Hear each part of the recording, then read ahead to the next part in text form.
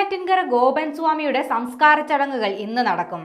മഹാസമാധിയായി വലിയ ചടങ്ങുകളോടെ സംസ്കരിക്കാനാണ് കുടുംബത്തിന്റെ തീരുമാനം. ഇന്ന് വൈകുന്നേരം 3 മണിക്കും 4 മണിക്കും ഇടയിലാണ് സംസ്കാരം നടക്കുക. സംസ്കാര ചടങ്ങുകൾക്കായി മൃതദേഹം സൂക്ഷിച്ചിരിക്കുന്ന നെയ്യാറ്റിൻകര ആശുപത്രിയിൽ നിന്നും നാമജപ ഘോഷയാത്രയായിട്ടാണ് വീട്ടിലേക്ക് കൊണ്ടുവരിക. ഗോപൻ സ്വാമി സമാധിയായെന്ന് കുടുംബം പറയുന്ന അതേ സ്ഥലത്തു തന്നെയായിരിക്കും മഹാസമാധി നടക്കുക. അതേസമയം ഗോപൻ സ്വാമിയുടേത് സ്വാഭാവിക മരണമാണെന്ന് പോസ്റ്റ്മോർട്ടത്തിൽ വ്യക്തമായെങ്കിലും രാസപരിശോധനാ ഫലം പുറത്തു വന്നാൽ മാത്രമേ ദുരൂഹത ഒഴിയുകയുള്ളൂ.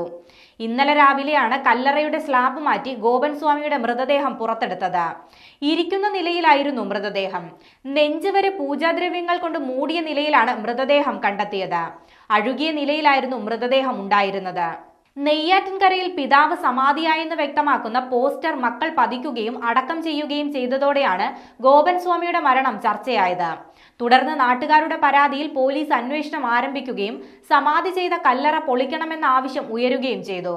എന്നാൽ ആദ്യം കുടുംബം ഇതിനെതിരെ ശക്തമായ പ്രതിഷേധവുമായി രംഗത്ത് വന്നതോടെ കല്ലറ പൊളിക്കാനുള്ള ശ്രമം ആദ്യ ദിവസം ഉപേക്ഷിക്കുകയായിരുന്നു. എന്നാൽ പിന്നീട് കോടതിയുടെ കൂടെ ഇടപെടൽ ഉണ്ടായതോടെയാണ് ഇന്നലെ രാവിലെ കല്ലറ പൊളിച്ചത്. തുടർന്ന് തിരുവനന്തപുരം മെഡിക്കൽ കോളേജിലാണ് ഗോപൻ സ്വാമിയുടെ മൃതദേഹം പോസ്റ്റ്മോർട്ടം ചെയ്തത്.